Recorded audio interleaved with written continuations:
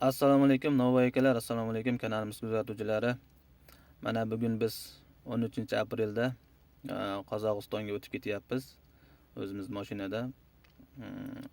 Qozog'istondagi o'sha Novvoy akalarga apparat berilgan.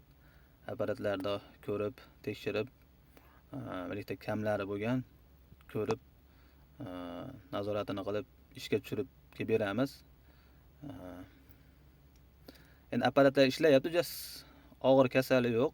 Borib ko'rgandan keyin videoni oxiriga ko'rsalaring, o'zlaring jarayonga guvoh bo'lasizlar. Bizni kuzatishda davom etinglar.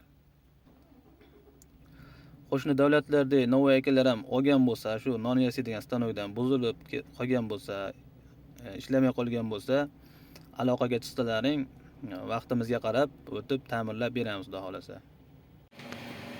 Assalomu alaykum Novvoy akalar, mana Qozog'istonda Lenger degan joyga keldik. Mana shu apparatimizni qo'yib bergan edik.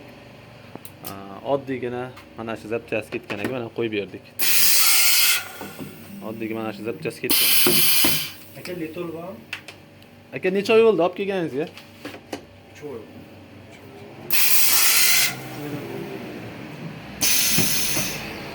Apparatimiz mana avvalgida yana ishlayapti. Qozog'istondamiz.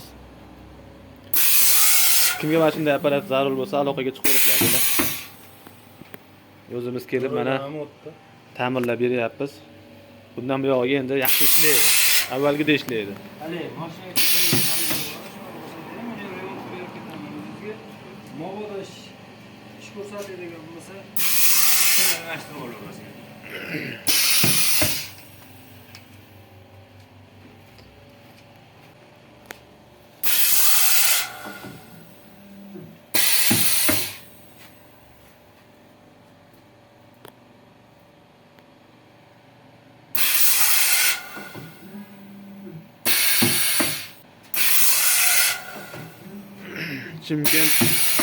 Chimkent Lenger ekan. Mana avvalgida ishlatib berdik.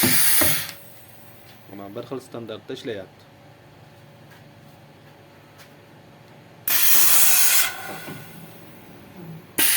Novvoy akalar, mana shunaqa stanoklar buzilib qolgan bo'lsa, ta'mirlash ishlarini ham qilib beramiz.